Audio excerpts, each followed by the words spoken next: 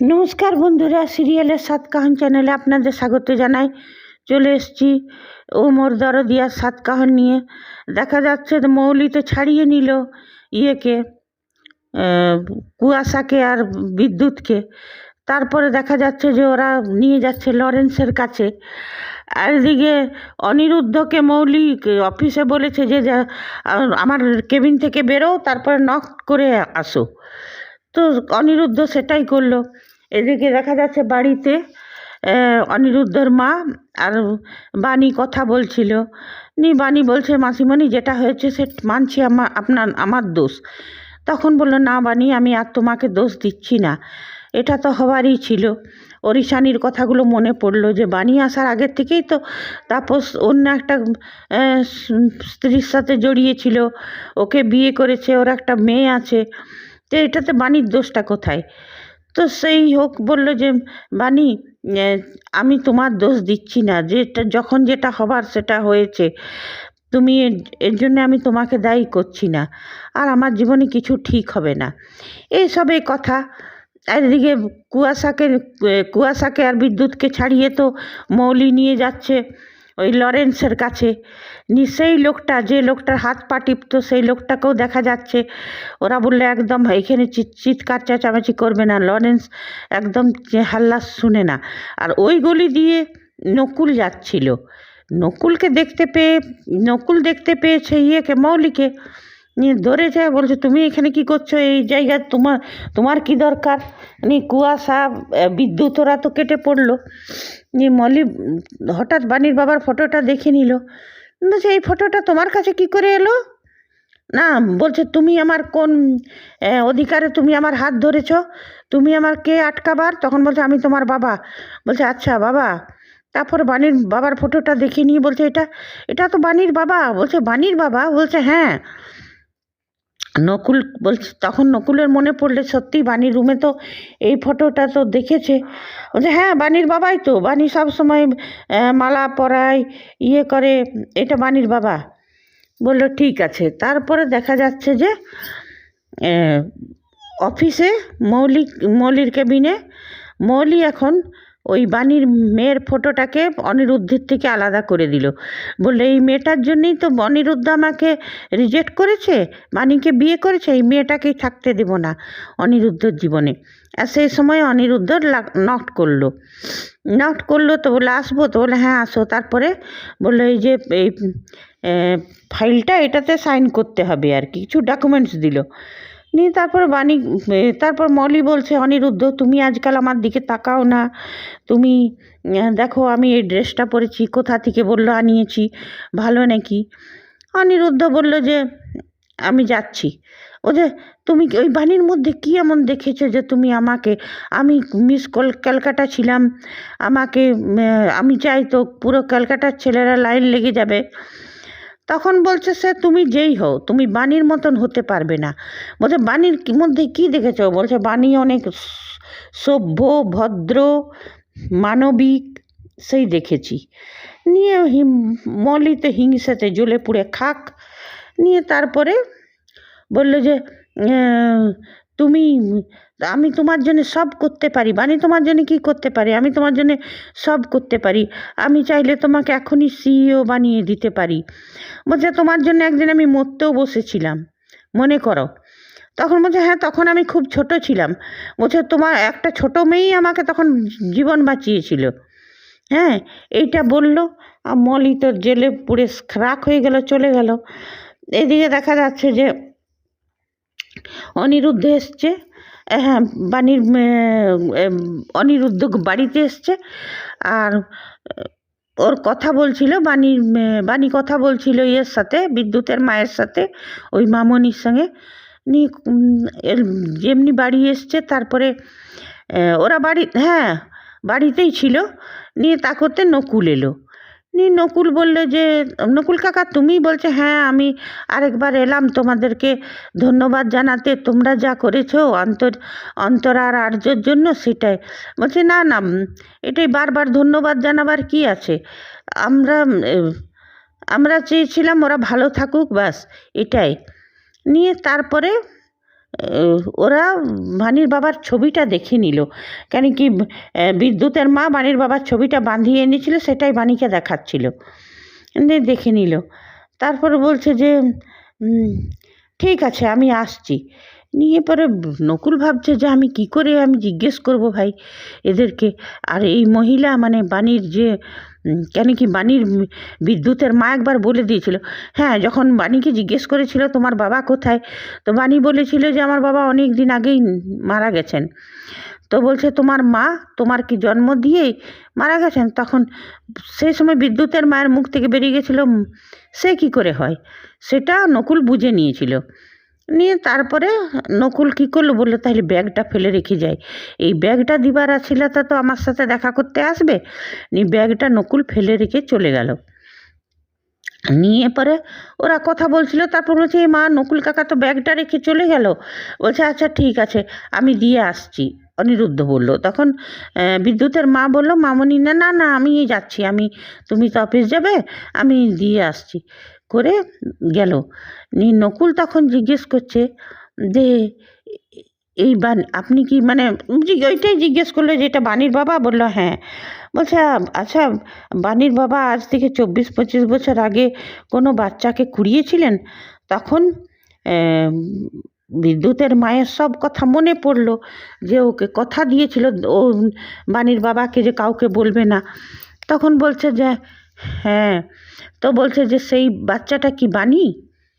তখন বলছে যে চুপ করেছিল বিদ্যুতের মা। বলছে দেখুন আপনি বলুন আর না বলুন সত্যিটাতে একদিন সামনে আসবেই।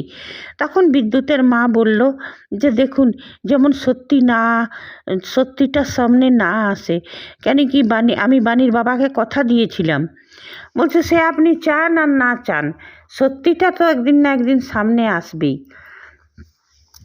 নিয়ে তারপর বাণীও কাপড় মেলতে এসে নিয়ে দেখছে যে মামনি কী এত কথা বলছে নকুল কাকার সাথে। তারপর যখন বিদ্যুতের মা বাড়িতে এলো তো বললো মামনি তুমি কী এমন কথা বলছিলে ওর সাথে, নকুল কাকার সাথে? বলছে ওই অন্তর আর আর্যন নিয়ে কথা হচ্ছিল, এসব বলে কাটিয়ে দিল। আর এদিকে অনিরুদ্ধ রুমে ওর ওই হাত থেকে ওই চেনটা পড়ে গেছিলো, যেটা ছোটোবেলায় ওই বাচ্চা মেয়েটা ওকে বাঁচিয়েছিল, সেই চেনটা লাকি চার্ম যেটা বলতো।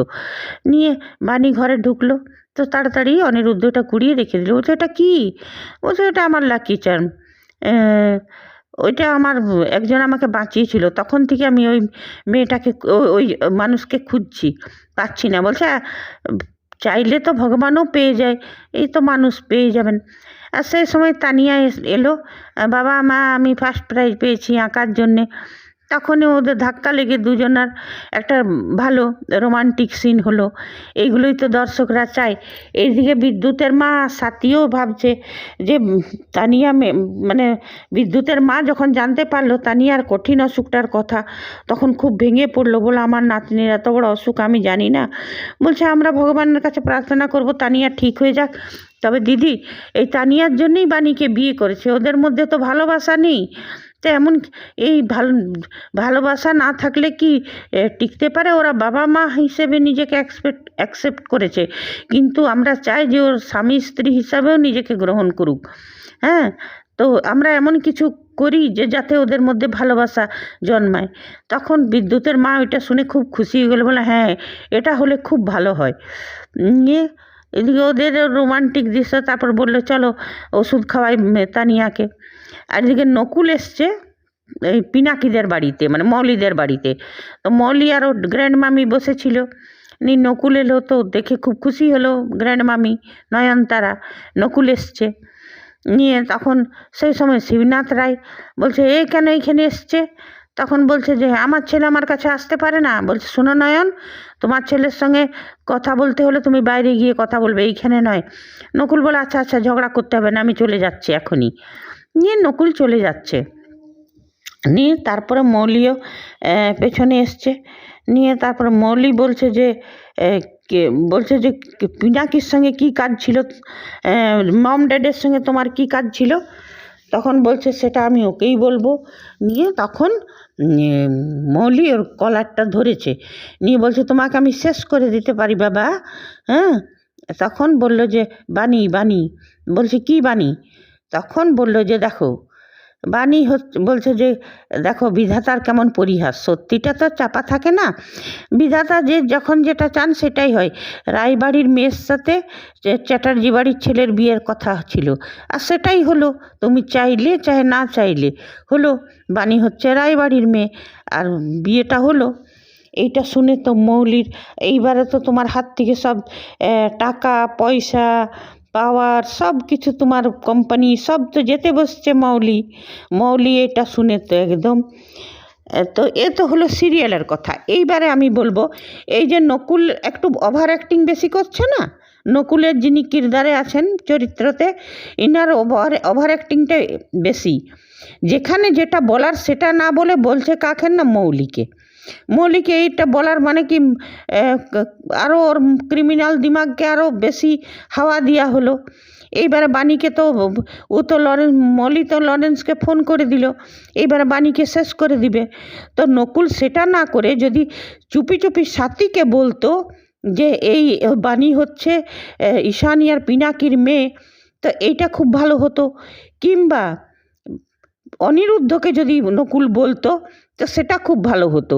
এইখানে মৌলিকে বলেনি, নকুল কি প্রমাণ করলো? নকুল ভালো মানুষের প্রমাণ করলো না। নকুলও কি চায় নাকি যে বাণী মরুক? তবেই মৌলিকে বললো একটা ক্রিমিনাল মাইন্ডেড মেয়েকে।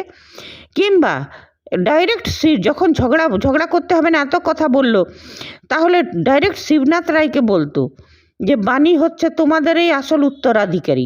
এই কথাটা চুপি চুপি কমসে কম বলা উচিত ছিল। সেটা না করে এত নকশা করছে সিরিয়ালটাকে। আর এই মৌলি বারবার ক্রাইম করে বেঁচে যাচ্ছে, এটা দর্শকরা মেনে নিচ্ছে না। আচ্ছা, অনিরুদ্ধ কিসের ও এত জানতেই পারছে না যে কুয়াশাকে আর বিদ্যুৎকে বারবার কে ছাড়াচ্ছে? সেটা তো অনিরুদ্ধ ভালো করে খবর লাগাক যে এরা কী করে বাইরে আসছে। ওরা বাইরে এলে তো তানিয়াকেও শেষ করবে, মানে তানিয়ার কাস্টাডি নিজে নিবে, আর তানিয়া ওদের সাথে থাকবে না, তানিয়া এমনিতেই শেষ। হ্যাঁ, আর মৌলিকে তো এটা জানা অনুসন্ধান করা এমন কিছু বড় ব্যাপার না। এটা যদি চাই অনিরুদ্ধ, তো যে কুয়াশাকে আর বিদ্যুৎকে বারবার ছাড়াচ্ছে মৌলি, বিদ্যুৎ তারপরে যে অনিরুদ্ধের পর ছুরি মারার কেস, সেই কেসটাও বন্ধ, ধামাচাপা পড়ে গেল।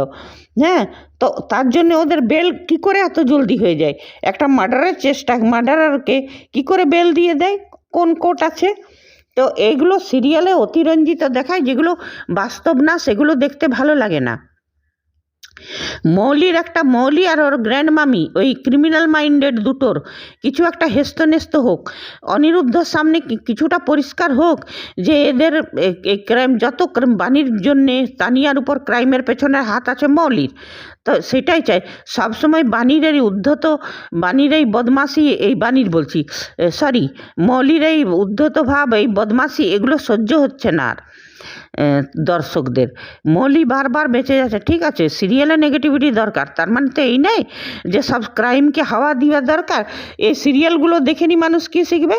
যে ক্রাইম করো আর সব বেঁচে যাও, সব বেঁচে দাও, কোর্ট থেকে বেঁচে যাও, কেউ কিছু জানতে পারবে না, বারবার ক্রাইম করো, বারবার বেঁচে যাও।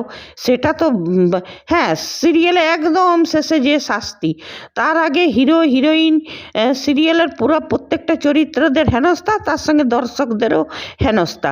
তো এমনিভাবে দর্শকদের মনটা ভেঙে দেওয়ার কোনো নাই। কমসে কম এটা তো জানতে পারো অনুরুদ্ধ যে মৌলি বারবার কুয়াশাকার বিদ্যুৎকে ছাড়াচ্ছে, যত মানে এই মাস্টার মাইন্ড হচ্ছে মৌলি, তো সেটা তো জানুক। আর মৌলির কিছু সাজা দেখ। আর নকুলের উচিত ছিল শিবনাথ রায়কে ডাইরেক্ট বলে দিয়া, কিংবা জেনি সাথীকে বলে দিক যে বাণী হচ্ছে রায়বাড়ির মেয়ে, ঈশানীর মেয়ে। আর না হলে ঈশানীকেই বলে দিক ডাইরেক্ট যে ঈশানী তোমার মেয়ে হচ্ছে বাণী, মৌলি তোমার মেয়ে নয়। ঠিক আছে বন্ধুরা, আপনারা যদি আমার সাথে সহমত থাকেন তো কমেন্ট করবেন, না থাকেন তাও কমেন্ট করবেন।